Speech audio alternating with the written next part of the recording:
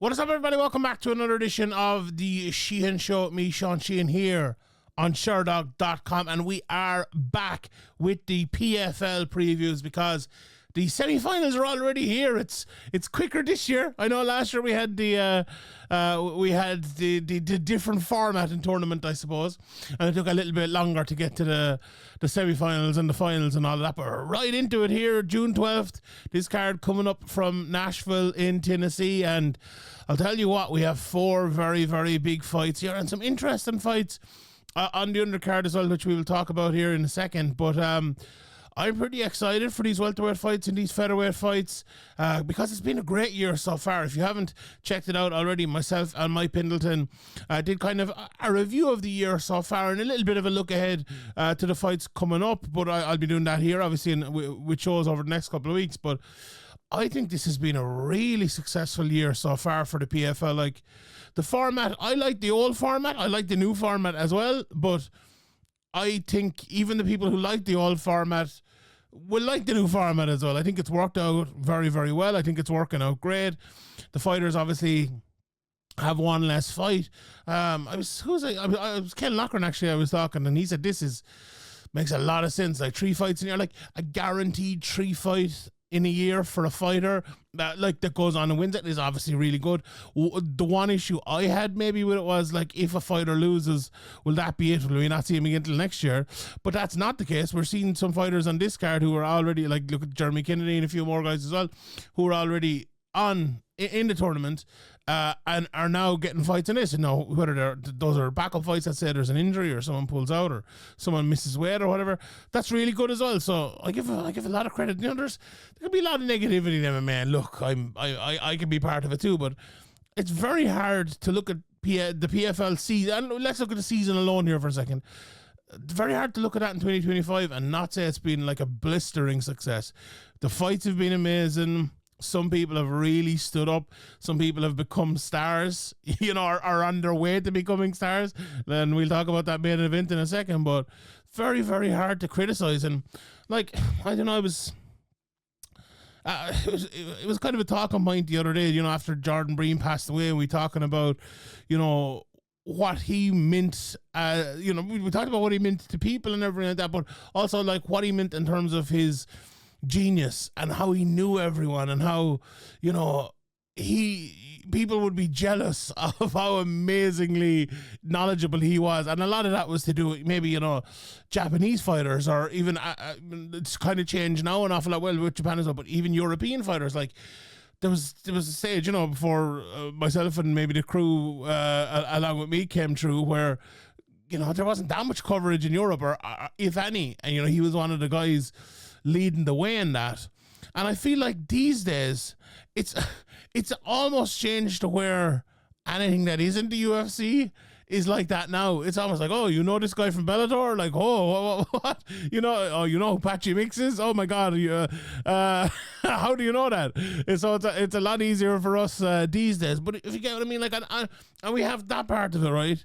But, like, I feel like when, you know, back in the day, if you knew, let's say you knew, I don't know, let's give an example of, let's say Michael Bisping coming through, like, oh, this guy in Cage Warriors looks amazing, or McGregor, or, you know, Shea Mills, or, you know, I don't know, who would have been, Sakuraba coming through or something, like, you know, it was cool and exciting, and, like, I feel like we've lost some of that. I feel like we have lost that in MMA. But, like, I'm lucky, I suppose, because I cover a lot of the PFL. I've covered a lot of One. I've covered, obviously, a lot of Cage Warriors and Octagon as well. And I see guys like Maria Peñas in Octagon, or I see all the young Cage Warriors fighters coming through, or I see Tad Jean right now in the PFL. And if you're an MMA fan and you're not massively excited about a guy like Tad Jean, you either haven't heard of him, you're just an absolute hater that it has to be in the UFC, or maybe you just haven't a clue what's going on. And no, not to say he'll win this weekend, because he's fighting a really good guy in Jason Jackson. But I feel like we need a little bit more of this. I mean, we need to be a little bit more excited about the guys who are not in the UFC coming through and get into these cards a little bit, because that's MMA. That has always been MMA. You know, the biggest and brightest and best people have loved not just the UFC, but MMA all around the world, all around America, all around wherever it might be. So, as someone who's covering these cards an awful lot and trying to find the good in them, I'll tell you what, whether it's PFL or any of the other organizations I cover, it's not hard to find a good in them. It really isn't hard to find a good in them. You just need to open your eyes and open your mind, and we'll see that. But let's get into the card and let's talk about this, because this Tadjin and Jason Jackson fight, holy hell! I talked about it a little bit with Mike. I talked about it on my top 5 fights for the month of what month are we in? June as well. And I'll be honest, since I've started thinking about this fight, I'm very, very, very nervous about giving my pick. And we usually call this preview and predictions. And I honestly, I don't really want to give a prediction for this. The preview though is okay. Let's start with Tadjin, right? Because there's an interesting thing with Tadjin, that he has had a couple of fights go to a decision, right? One in Kobachi's Global back in 2022, Chris Brown as well.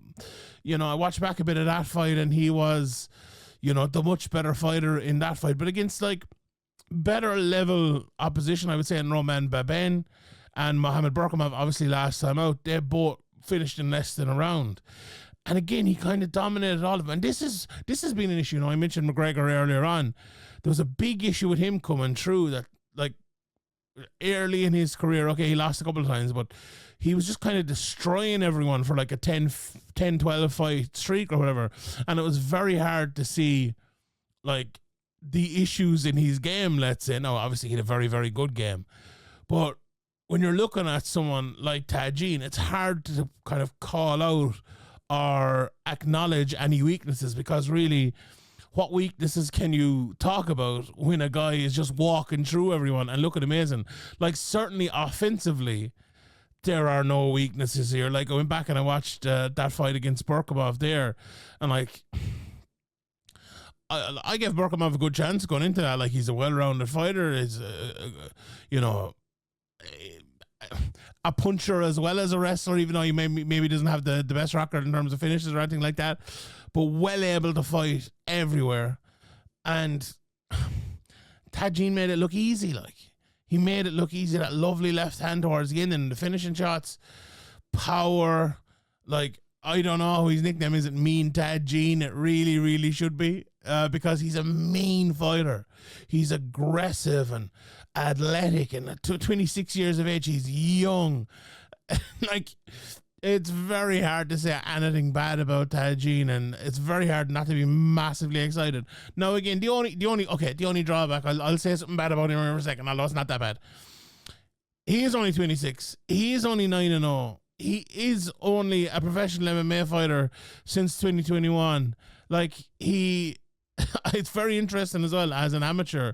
He started in 2018, but like, he was in there with Danilo Taylor as an amateur, in there Roman Fernaldo as an amateur, George Molina as well. He's not a bad pro if I'm not mistaken.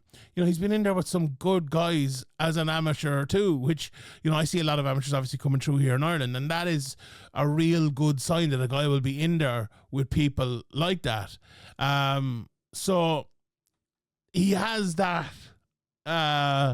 background, I suppose, and he has that, it's not just the 9 fights, it's I think he'd 6 amateur fights as well with it, which will stand him. Now, maybe you'd even hope he would have a few more, but, the lack of what Jason Jackson has, I suppose, is the only drawback and the only negative you could say about Tadjin. Like, if you look at Jason Jackson, he's 24 fights deep. Okay, he's 34 years of age, but he's been a pro since 2012. Had his first amateur fight in 2009. I'm looking here. He lost all these 3 amateur fights, which is interesting. In his second fight, he fought Colby Covington. He fought Haider Hassan in his 4th or 5th fight. Then he fought Diego Lima in Titan FC. Before he got to Bellator. And then straight away, what's his first fight? Ed Root, a tough fight there. Fights Jordan Mean, Benson Henderson, Neiman Gracie, Paul Daly, Douglas Lima, Amasov, Cooper, and Koreshkov before losing in the middle of the last two there to Ramazan Kuramagomedov. But it's unbelievable, really. It is really, really unbelievable the amount of tough fights that Jason Jackson has had down through the years, which is the polar opposite to Tajin.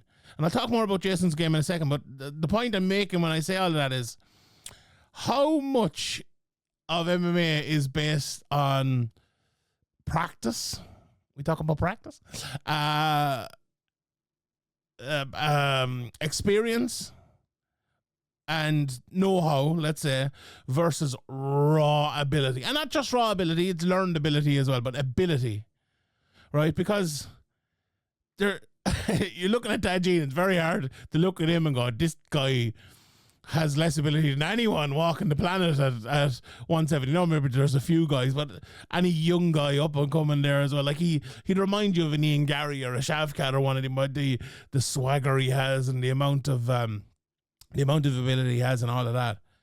But is it enough against a guy like Jason Jackson, who is, again, we'll talk about his ability in a second, but plenty of ability as well, but also a lot of know-how, also a lot of experience.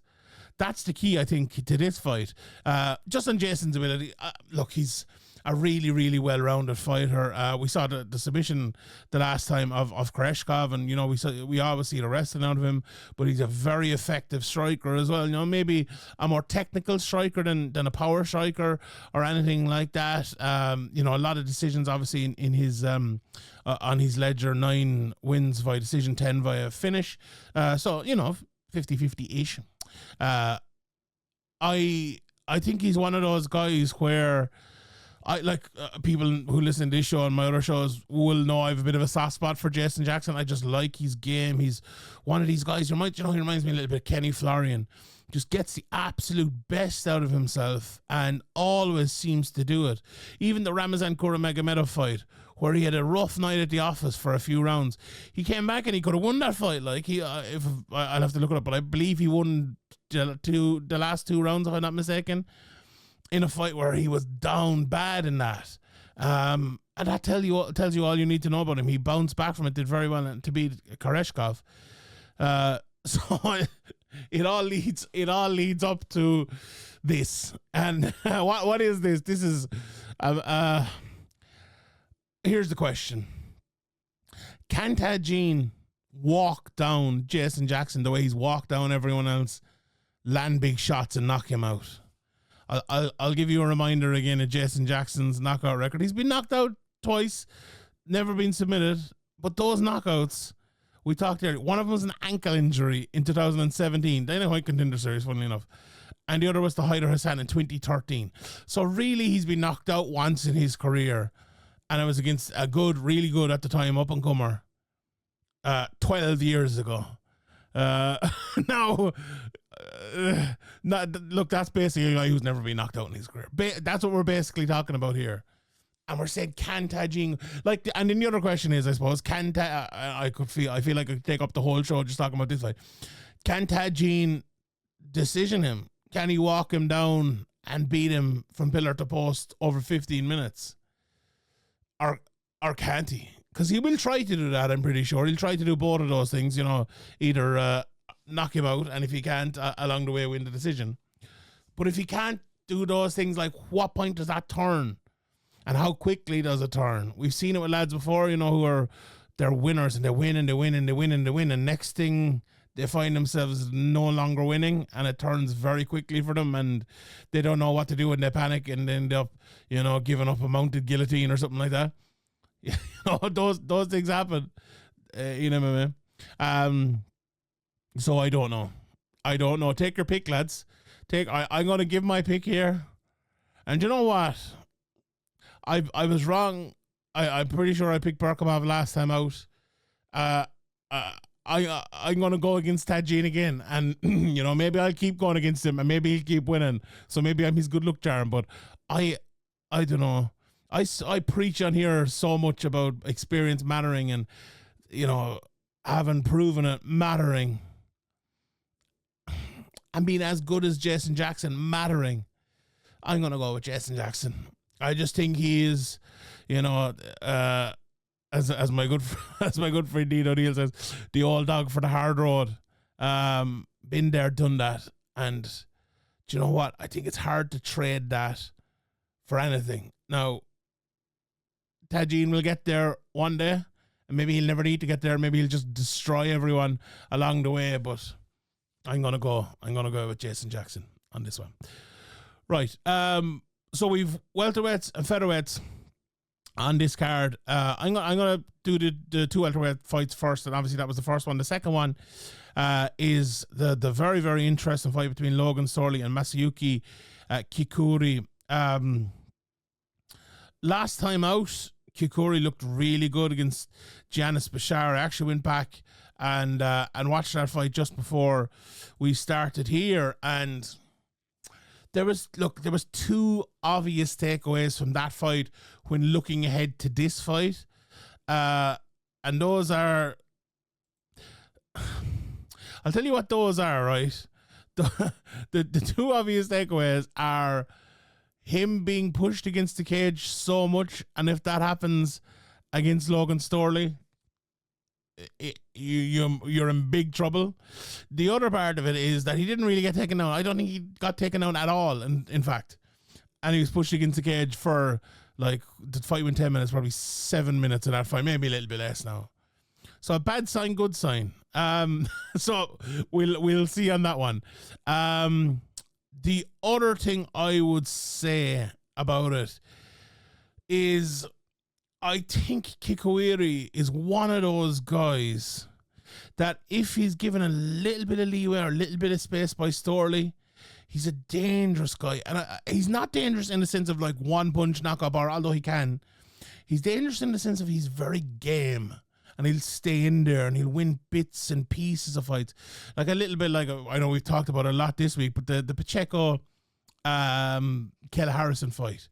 How did Pacheco win that fight? She didn't win it by like bettering Kayla Harrison like over 25 minutes or anything like that. No, and she did, I suppose, but she did it by staying in there and winning bits and pieces, and you know, winning that battle there and winning a small battle here. And you know, that's Kikuiri is really good at doing that. Really, really good at doing that. And that's the type of fight you actually probably need to fight against Logan Storley, because you're not going to stop him coming at you. And to get the story, like, the last fight was probably the sleeper fight of the season so far. He got Luciano, I believe, if I'm not mistaken, took the fight in short notice, got him down to the ground every time and just stayed on top of him. And that's what Logan Storley does. We all remember the MVP fight and everything like that. He's just going to try to take you down over and over and over again and win that way. And look, if he's looking at that last Kikuiri fight, again, manna for heaven for him. This guy is letting guys push him against the cage who are not as good wrestlers as me. I'm gonna push him against the cage, and then I'm not just gonna leave him against the cage. I'm gonna take him down and beat him badly there. So, just looking at the betting line for this here, like Storley is a massive favorite. I see one place here, he's upwards of -800. Kikuiri around the +5 to 5 here with the best price, and I think that is correct. The pick is definitely going to be Storley on that one. Just on the Jackson Gene fight, Gene is actually a big underdog, +180. I've given my pick as Jackson, but I'll give you a spoiler alert, because if that's the price and it remains the price until tomorrow when I'm recording the betting show, I'll be sure I'll more than likely be betting on Dad Gene at that price, but we'll see on that one. So yeah, just to put a close on that fight, I just think, look, Storley's going to take him down. If Kikuiri does what he does again and gets pushed against the cage, it's just hard not to see it. And like he does, as I said, he does have power. He's watching the fight before. His leg kicks are really good. His body kicks are really good. He has, look, what is really good with him in terms of stopping the takedowns is like he has like this crouched stance which he fights out of. Now I don't know, is it necessarily always the way he fights, but when he's fighting Bashar, obviously tried to take him down and others as well, he does that, and it is effective at stopping takedowns to a point. It's effective at stopping in that it gets you to the cage and you're in a good position, but against a guy as good as Logan Storley, is that going to matter? I'd be pretty skeptical on that one. Then we have the featherweights, and The featherweights are one of those divisions where, you know, we've had a lot of change in the PFL slash Bellator over the last couple of years, and we find ourselves in in the featherweight division having Pinedo, Braga, and Khaybulaev as the last three. Now we have Kim, a new vice leader. We'll talk about him in a second, but you know, they won their fights, and that was that. So fair play to them. But I think if you're the PFL, a little bit more change is probably wouldn't be the worst thing in the world. But let's talk about the Pinedo fight first. And like, again, hard to criticize Pinedo. He's been such a warrior for the PFL over the last few years. 31 fights deep now, you know, 124 of them, and there's a draw in there as well. 19 finishes on a 4-fight win streak as well. Like, I was shocked with that knockout of Adam Barrocks. I kind of fancy Barrocks in that fight, to be honest. And, you know, they fought obviously a couple of times before. They're 1-1. It was a split decision the first time. It was a third round finish for Pinedo the next time, and that fight happened in 2023. And obviously Pinedo had a good bit of time out after that. Braga on the other side of it, then, you know, 27 years of age, 18 fights deep into his career, and he has had a lot of fights since the last one. You know, obviously he fought at the start of this year, but he fought Jeremy Kennedy in November as well. He'd fought Izriev before that, and lost in the playoffs in 2024. You know, beat Bubba Jenkins, beat Gonzalez, and then it was the Pinedo fight before that. So, you know, we know what we're getting with these lads. You look at Braga, and he's a very good boxer. When the fight gets to the ground, very, very heavy hips. You know, lot of decisions on his ledger. It's funny enough, adding a few submissions recently, looking a bit better on the ground. He got a neck crank in his last one. I believe that was his first submission, but I think that's been an improving part of his game. And, you know, Pinedo on the other side of it, then, you know, we talked about the finishing rate. He's 4 submissions, 15 knockouts. And, you know, the game with him being a southpaw with those kind of low hands and odd movement on the outside with these lovely low kicks. But, you know, as we know, kind of opens himself up in that when he does that. But the kind of, he's a good wide stance. I've said this many times before, and he kind of whips in shots, and I think that's where he gets a lot of his power from. Powers? Is he like Superman or something? He's lovely head kicks. Use his size very, very well as well. You know, that's one of the keys, I think, for a lot of his fights is 5'11" here versus 5'9", but he looks a bigger guy as well, and, you know, side kicks and stuff like that also are a big part of his game. Pinedo, I think, rightly is the favourite here. Fairly sizable favourite too, around the minus 200, a little bit above that some places, and Braga is plus 175. So I think Pinedo is the pick here. I think last time out, look, it was a less even fight, obviously, and he ended up finishing him. The power told in the end, and I just think, like, you look at Pinedo and that level of experience that he had, the amount of fights he's had, is in almost in contradiction to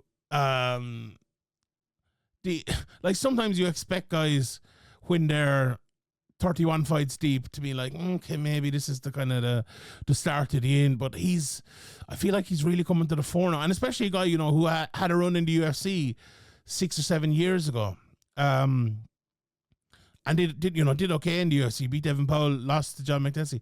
But I really think, like, that Brendan Loughnane win in 2023 and the 3 wins since all looked really, really good. You know, finishing lads as well, finished all 4 of the last 4 fights, you know, and his last 8 wins in a row, all finishes as well, all TKOs. It's very hard to pick against a guy like that. So I fancy Pinedo to get it done. Will he get the finish again? It's tough when these guys know each other so well. I think I might just about lean the decision there, but looking forward to that one, no doubt about it. Then Khaybulaev and Kim. Interesting here. Khaybulaev is, you know, not that big of a favourite, minus 210. Okay, you know, I said that the other guys were big favourites, but for how good he is, you know, Kim, you can get him at plus 200 here in one place, so that's a pretty good price on him. And, you know, Kim fought my countryman Nathan Kelly last time out, who's, I know obviously a lot about Nathan. He's a very, very good fighter, and he had a really good performance against Nathan. Ended up getting the rear naked choke in the end of the first round there. And, just an extremely good fighter, like southpaw, extremely straight up, hits very, very hard.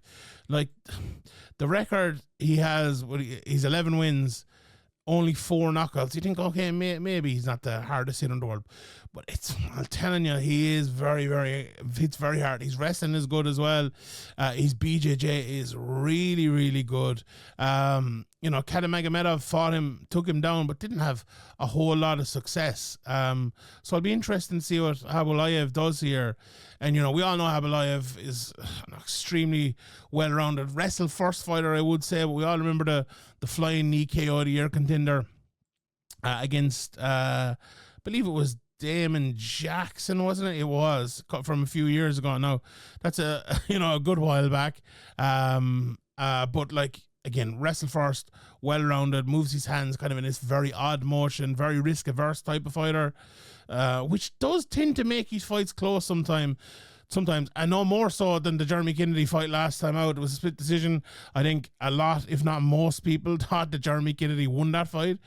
So he'll be looking for an uptake here, I think, and he'll be looking to fight a lot better. Again, I think this fight will be relatively close. I don't think Khaybulaev, look, there was a bit of ring rust as well in that fight. He was 2 years out of the cage, coming up on 2 years, just 24 months, 22 months, whatever it might have been.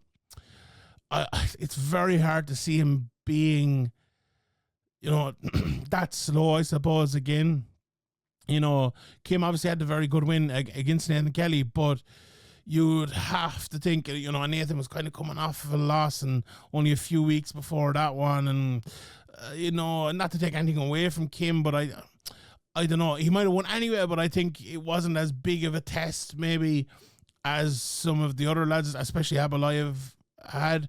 And that will stand to you as well. So Again, I'm picking the old dog here, and I'm going to go with Khaybulaev to win this one. Probably by decision again, but interesting fight all told. Some other fights just to quickly mention here as well. Those are the tournament fights, but there's a few fights that are that are going to be backups and alternates and whatever. Jeremy Kennedy, Adam Barrocks is one at 145. Then Luciano, we talked about him earlier against Sharek Shields, who looks a real prospect. That's at 170, as is Burkamov and Kinley St. Louis. So those are the backup fight. And Umalata versus Ivy as well. That's going to be a backup fight. And there's a few showcase fights as well on this card. The fights that stick out to me, look, I mentioned Kennedy versus Barrocks. Look, Jeremy Kennedy could very well be in the mix here. He could very well be the one on his way to win, to win the $500,000, but it just didn't pop for him right. Very similar in everything. These lads are in a year apart in age. Both have 19 wins. Both have been obviously around the scene for a very, very long time. It's funny, Kennedy looked so good last time out, but he's coming off of 3 losses in a row, so he'll want to turn this around. Barrocks again lost 2 of his last 3. Berzola was a very good win in the middle of that, but lost to Patricio and Pinedo. I think Kennedy will be looking to wrestle here and trying to take Barrocks down, but like a lot of people have tried that, and not many have been successful. He's a win over Jeremy Kennedy, as we know as well, back in 2021, and went to decision. Has Jeremy Kennedy improved enough? Has he changed enough as a fighter to turn this around? I suppose we'll have to tune in to find that out. Barrocks is a pretty sizable favourite again. I'll be honest, I used to believe in Barrocks an awful lot more, and maybe Kennedy an awful lot less. I might, we'll talk about the betting show, but I'm going to pick Kennedy in that fight. I've a bit of a soft spot for Jeremy Kennedy. I think his wrestling might show in that one.